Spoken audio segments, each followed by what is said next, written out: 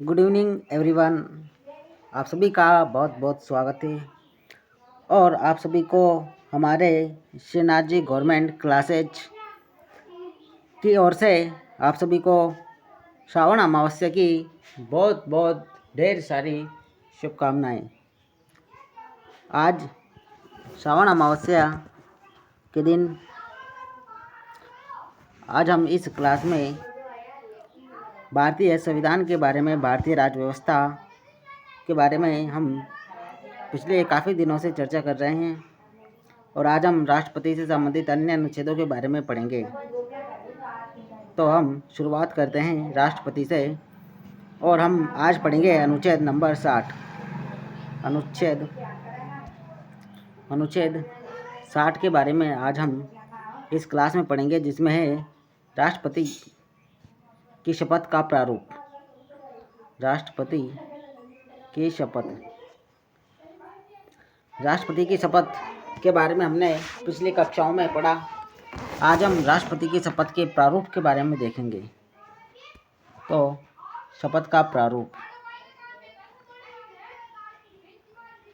शपथ का प्रारूप, किस प्रकार से राष्ट्रपति शपथ लेता है, तो वह प्रारूप आज हम देखेंगे। तो देखते हैं कि राष्ट्रपति की पद की शपथ लेने वाला व्यक्ति इस प्रकार से शपथ लेता है कि मैं अमुक व्यक्ति ईश्वर या सत्यनिष्ठा की शपथ लेता हूँ या प्रतिज्ञा करता हूँ कि मैं श्रद्धापूर्वक भारत के राष्ट्रपति के कृत्यों का निर्वहन करूँगा तथा अपनी पूरी योग्यता से संविधान और विधि का संरक्षण और प्रतिरक्षण करूँगा और मैं भारत की जनता की सेवा और कल्याण में निरत रहूँगा। तो ये इस प्रकार से भारत के राष्ट्रपति के शपथ का प्रारूप था। तो मैं लिखता हूँ कि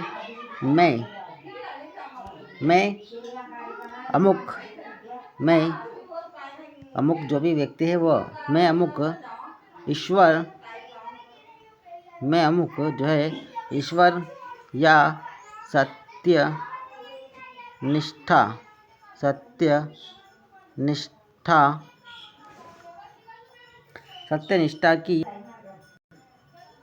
की शपथ या प्रतिज्ञा करता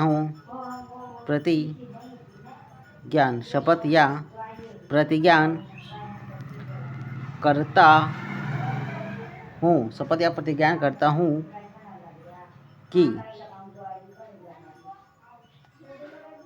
कि मैं श्रद्धापूर्वक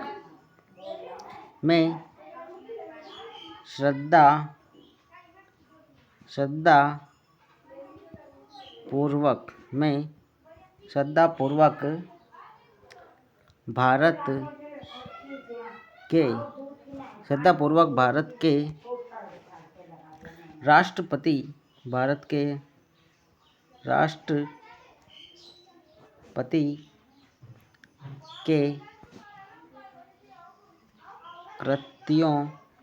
के कृत्यों का निर्वहन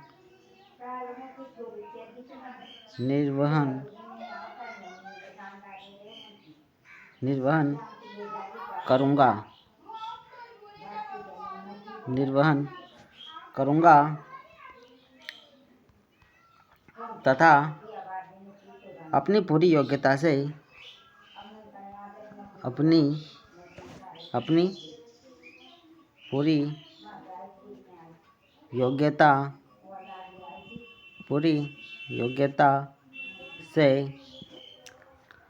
संविधान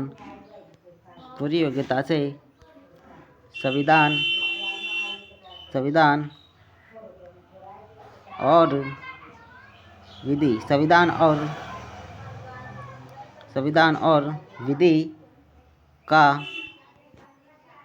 परिरक्षण। इन वर्ड को आप ध्यान रखिए, यह एक महत्वपूर्ण वर्ड है कि का परिरक्षण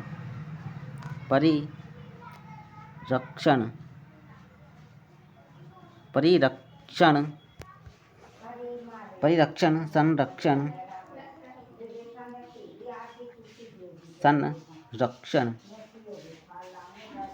संरक्षण और प्रतिरक्षण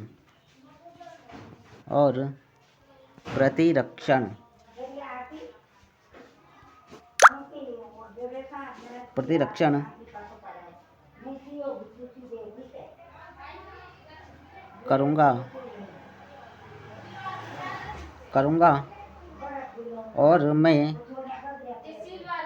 मैं भारत की जनता की सेवा और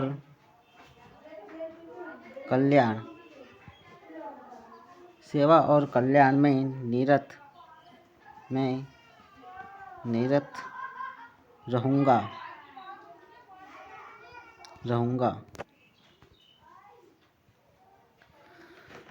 तो इस प्रकार से भारत के राष्ट्रपति के शपथ का प्रारूप भारतीय संविधान में दिया गया है। तो अब हम अगले अनुच्छेद के बारे में पढ़ते हैं। अगले अनुच्छेद में क्या प्रावधान किया गया है, तो पढ़ते हैं अनुच्छेद नंबर 61। अनुच्छेद जो है 61। और अनुच्छेद 61 में क्या प्रावधान है, तो अनुच्छेद 61 में राष्ट्रपति पर महाभियोग की प्रक्रिया का उल्लेख किया गया है। राष्ट्रपति पर महाभियोग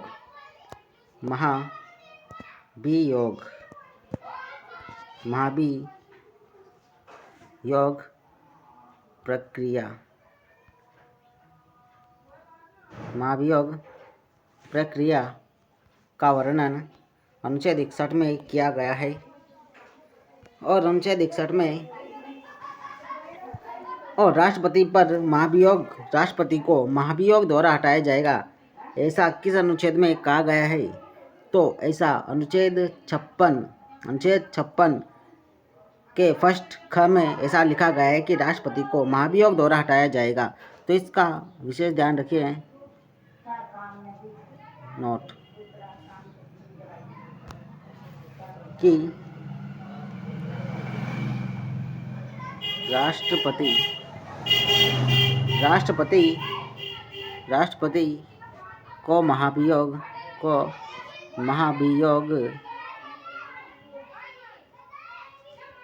को महाभियोग द्वारा हटाया जाएगा। ऐसा किस अनुच्छेद में है, तो ऐसा है अनुच्छेद 56 फर्स्ट के क में। इस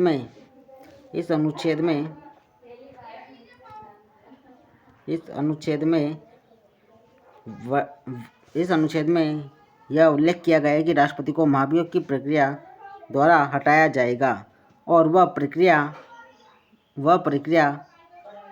अनुच्छेद 61 में वर्णित है। तो आज हम अनुच्छेद 61 के बारे में पढ़ेंगे। तो सबसे पहले हम देखते हैं कि राष्ट्रपति पर महाभियोग किसी भी सदन में लाया जा सकता है।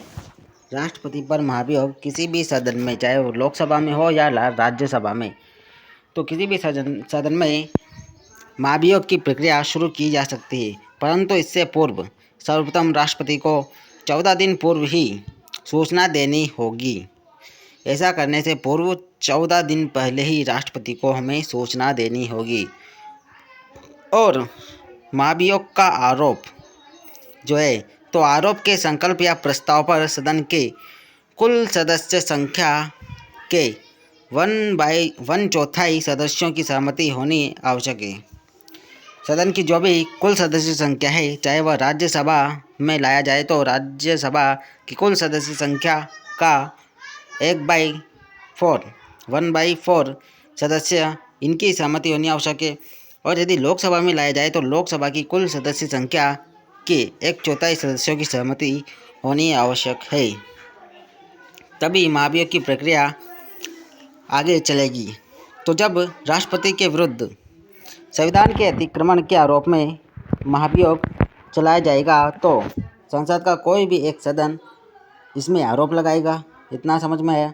फिर ऐसा आरोप तब तक नहीं लगाया जाएगा जब तक कि सदन की कुल सदस्य संख्या के 1/4 बहुमत से प्रस्ताव पर सहमति न हो तथा राष्ट्रपति को 14 दिन पूर्व सूचना ना दी गई हो।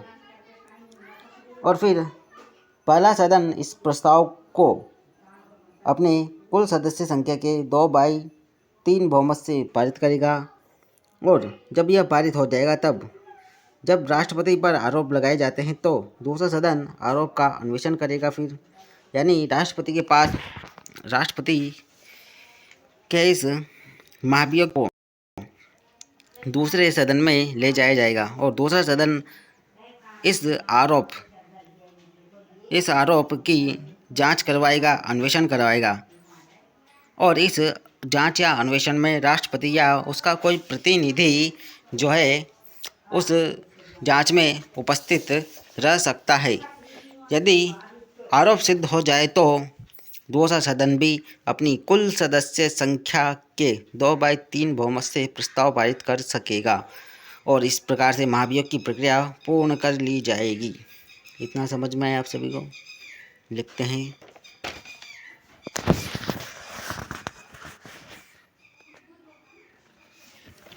तो जब राष्ट्रपति के विरुद्ध संविधान के अतिक्रमण के आरोप में महाभियोग चलाया जाता है, जब राष्ट्रपति के विरुद्ध जब राष्ट्रपति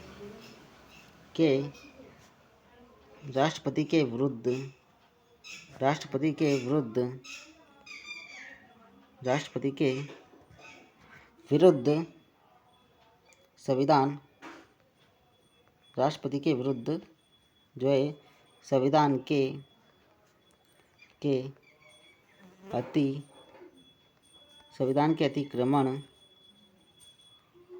अतिक्रमण के आरोप में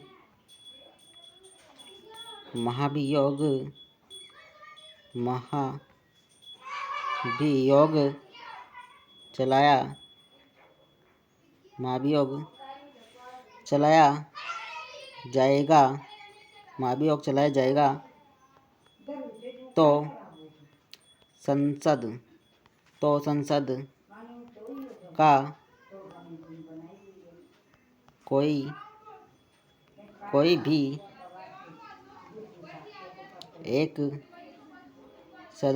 एक सदन आरोप लगाएगा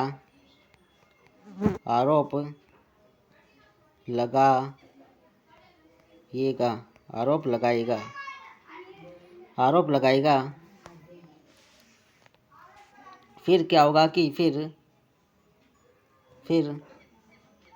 ऐसा आरोप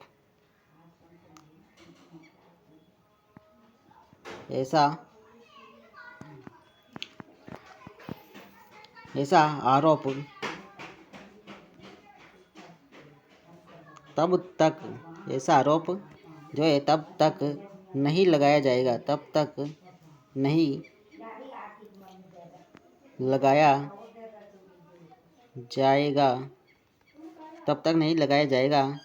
जब तक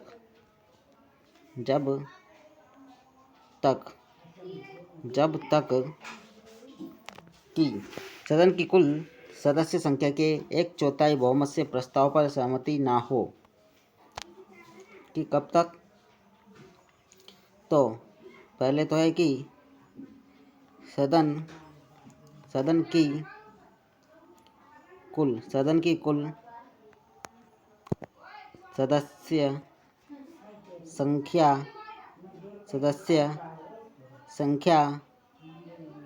के 1/4 सदन की कुल सदस्य संख्या के 1/4 बहुमत से बहुमत से प्रस्ताव पर सहमति न हो तथा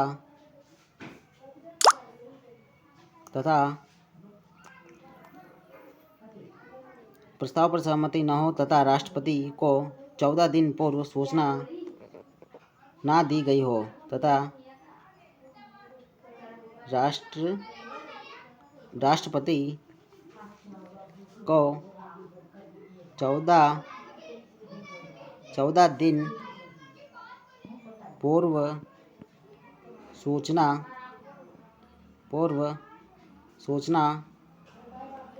ना दी गई हो। इतना समझ में आया। फिर क्या होगा? आगे देखते हैं कि पहला सदन प्रस्ताव को कुल सदस्य संख्या के 2/3 बहुमत से पारित करेगा। पहला सदन प्रस्ताव को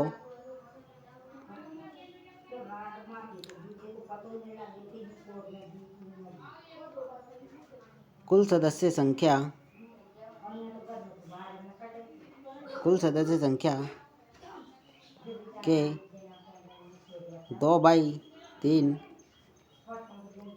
बहुमत से पारित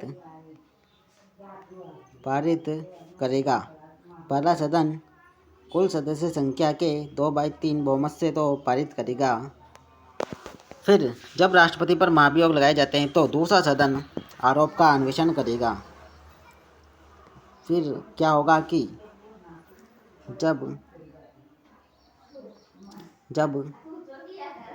राष्ट्रपति पर आरोप लगाए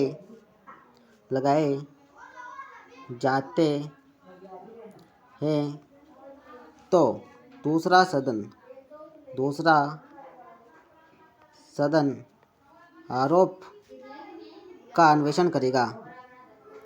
आरोपों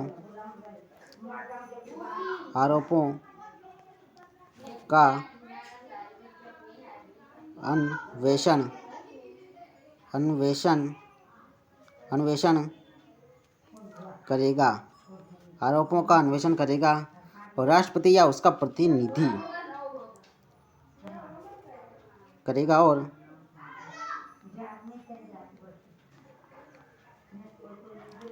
राष्ट्रपति या उसका प्रतिनिधि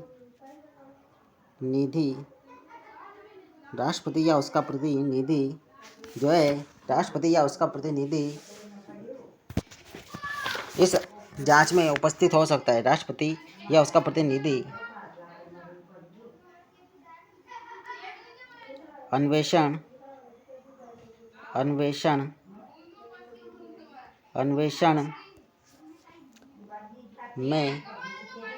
में उपस्थित हो सकता है और यदि आरोप सिद्ध हो जाए तो दूसरा सदन भी कुल सदस्य संख्या के 2/3 बहुमत से प्रस्ताव पारित कर सकेगा। फिर क्या होगा कि यदि आरोप जो है सिद्ध हो जाए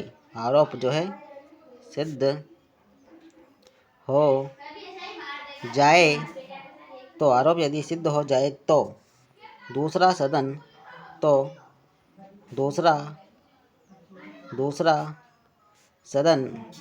भी कुल सदस्य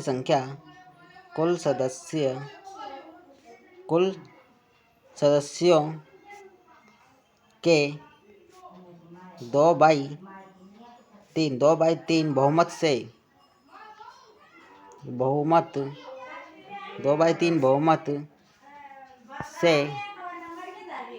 प्रस्ताव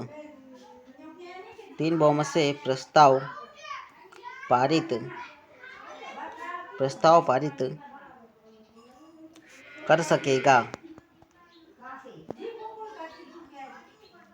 और इस प्रकार से यह प्रक्रिया पूर्ण हो जाएगी। इस प्रकार से महाभियोग की प्रक्रिया पूर्ण कर ली जाएगी। अब हम कुछ अन्य फैक्ट देखते हैं राष्ट्रपति से संबंधित। तो राष्ट्रपति को हटाने में कौन कौन से व्यक्ति वोट देते हैं राष्ट्रपति को हटाने। पहले हमने देखा कि राष्ट्रपति के निर्वाचन में कौन कौन व्यक्ति वोट देते हैं, और आज हम देखेंगे कि राष्ट्रपति को हटाने में कौन कौन व्यक्ति हैं जिन्होंने वोट दिया। तो संसद के सभी सदस्य, यानी संसद के निर्वाचित सदस्य भी और संसद के मनोनीत सदस्य भी, इन सभी ने राष्ट्रपति को हटाने में अपना वोट दिया। जबकि राष्ट्रपति के निर्वाचन में राज्यसभा के मनोनीत सदस्य वोट नहीं देते हैं।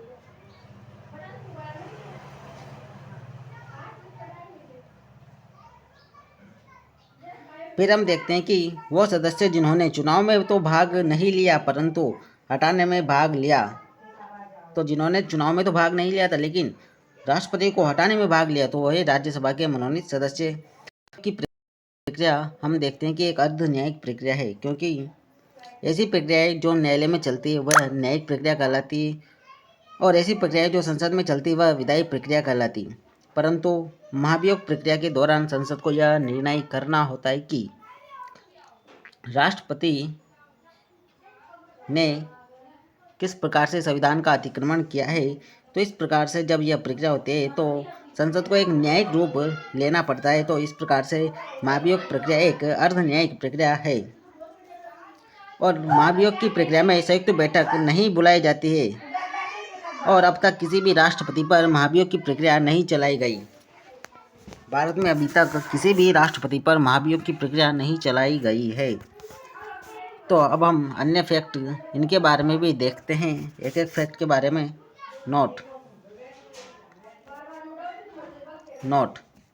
राष्ट्रपति को हटाने में वोट, कौन कौन से व्यक्ति हैं जो राष्ट्रपति को हटाने में वोट दे सकते हैं। तो राष्ट्रपति को हटाने में वोट, कौन कौन से व्यक्ति राष्ट्रपति को हटाने में वोट दे सकते हैं। तो संसद के सभी सदस्य, संसद के सभी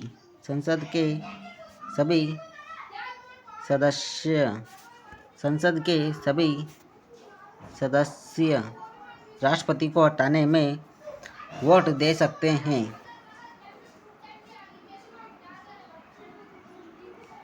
फिर दूसरा क्वेश्चन देखते हैं हम नोट कि वो सदस्य जिन्होंने चुनाव में भाग लिया किंतु हटाने में नहीं। ऐसे कौन से सदस्य हैं जिन्होंने चुनाव में तो भाग लिया है परंतु राष्ट्रपति को हटाने में नहीं। तो वह है विधानसभा के निर्वाचित सदस्य, MLA, member of legislative assembly. तो वह सदस्य जिन्होंने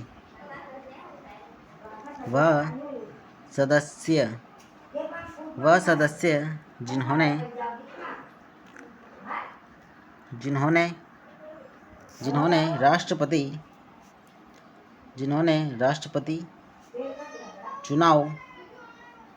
चुनाव में तो भाग लिया, चुनाव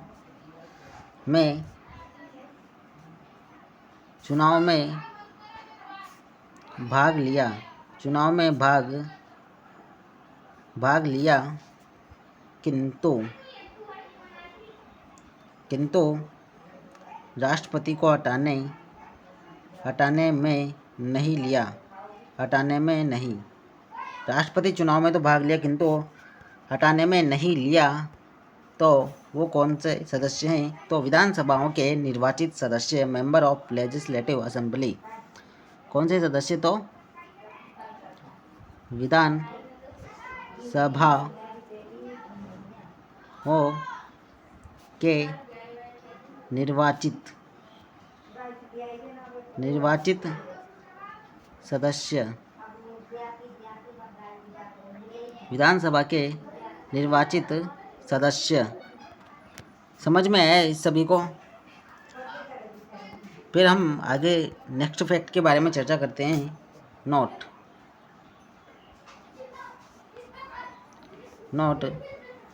वो सदस्य जिन्होंने चुनाव में भाग नहीं लिया किंतु हटाने में भाग लिया। तो वो सदस्य हैं राज्यसभा के मनोनीत सदस्य, जिन्होंने चुनाव में तो भाग नहीं लिया परंतु राष्ट्रपति को हटाने में जरूर भाग लिया। तो वो सदस्य जिन्होंने चुनाव में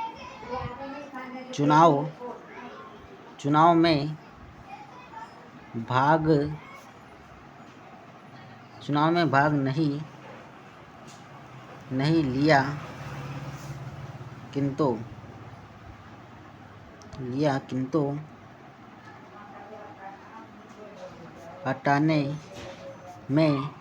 लिया किंतु हटाने में लिया। तो कौन से सदस्य हैं? तो वो है राज्यसभा के सदस्य। कौन से सदस्य? तो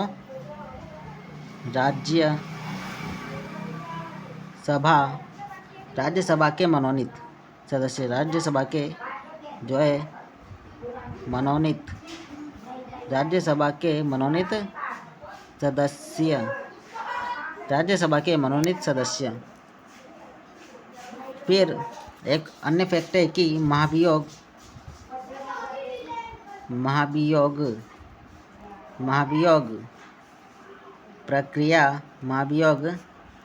प्रक्रिया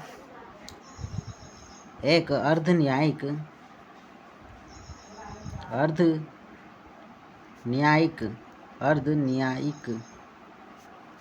प्रक्रिया है। महाभियोग प्रक्रिया एक अर्ध न्यायिक प्रक्रिया है। फिर हम देखते हैं कि महाभियोग प्रक्रिया में संयुक्त बैठक नहीं बुलाई जाती और अब तक किसी भी राष्ट्रपति पर महाभियोग नहीं चलाया गया। तो यदि आपके मन में प्रश्न आता है कि महाभियोग की प्रक्रिया में संयुक्त बैठक का प्रावधान क्यों नहीं किया गया, तो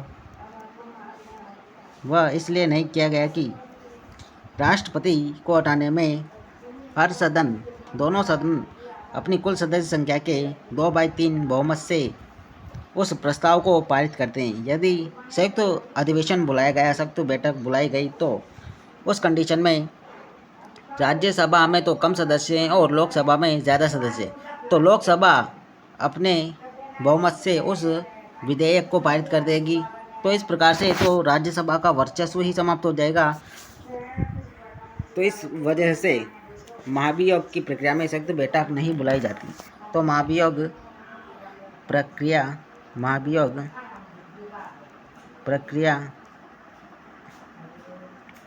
में संयुक्त बैठक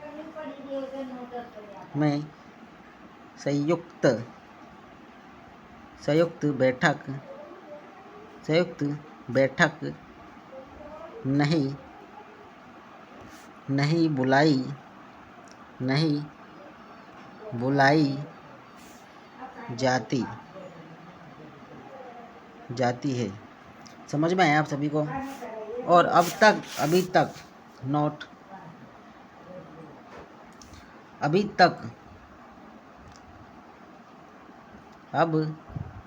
तक जो है किसी भी राष्ट्रपति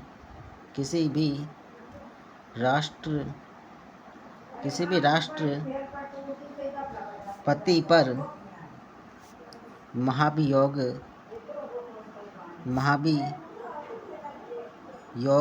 महाभियोग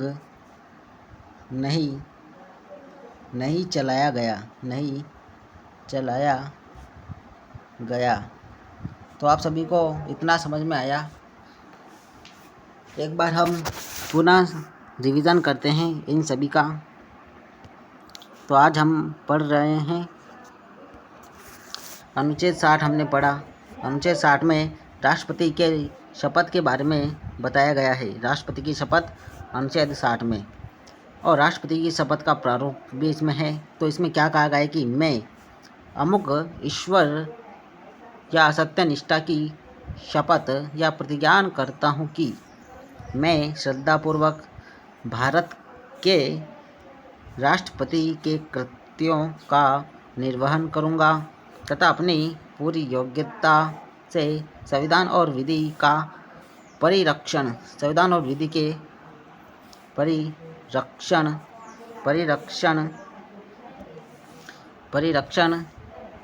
संरक्षण और प्रतिरक्षण करूँगा, और मैं भारत की जनता की सेवा और कल्याण में निरत रहूँगा। भारतीय जनता की सेवा और कल्याण में निरत रहूँगा। तो इस प्रकार से राष्ट्रपति की शपथ का प्रारूप आपने देखा। फिर हमने देखा है कि अनुच्छेद 61 के अंतर्गत राष्ट्रपति की महाभियोग प्रक्रिया के बारे में उल्लेख किया गया है, और राष्ट्रपति को महाभियोग द्वारा हटाया जाएगा। यह अनुच्छेद 56 ख में उल्लेख किया गया है। इसका उल्लेख अनुच्छेद 56 ख में किया गया है।